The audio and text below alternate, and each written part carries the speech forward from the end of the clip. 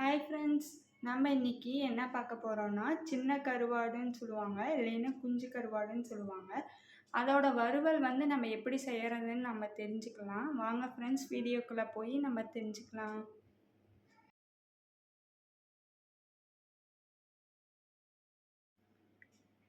இதை சின்ன கருவாடுன்னு சொல்லுவாங்க, இல்லைன்னா குஞ்சு கருவாடுன்னு சொல்லுவாங்க.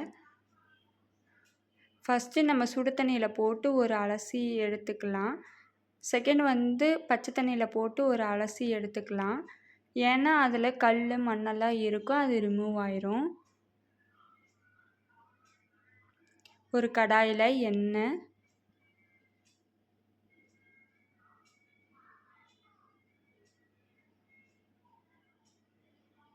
கடுகு,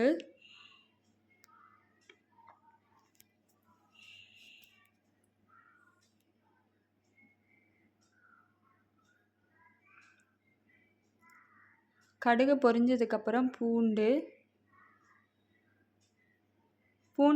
எண்ணெயிலே நல்லா பொன்னிறமாக செவந்து வரணும், கோல்டன் ப்ரௌன் கலராக வரணும். அது வரைக்கும் நம்ம எண்ணெயிலே வணக்கிக்கலாம். சின்ன வெங்காயம் கட் பண்ணி வச்சுருக்கதை ஆட் பண்ணிக்கலாம்.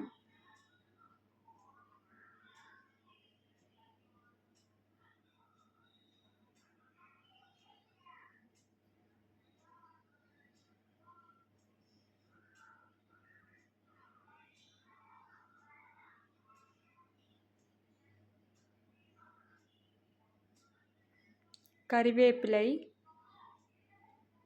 தக்காளி,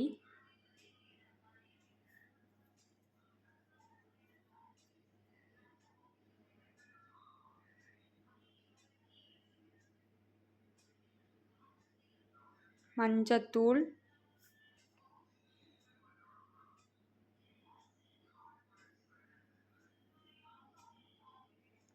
கொஞ்சமாக உப்பு.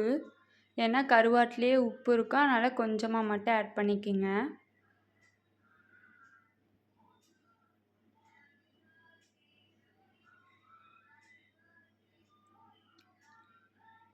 மீன் வறுவல் மசாலா காரத்துக்கேற்ப ஆட் பண்ணிக்கோங்க.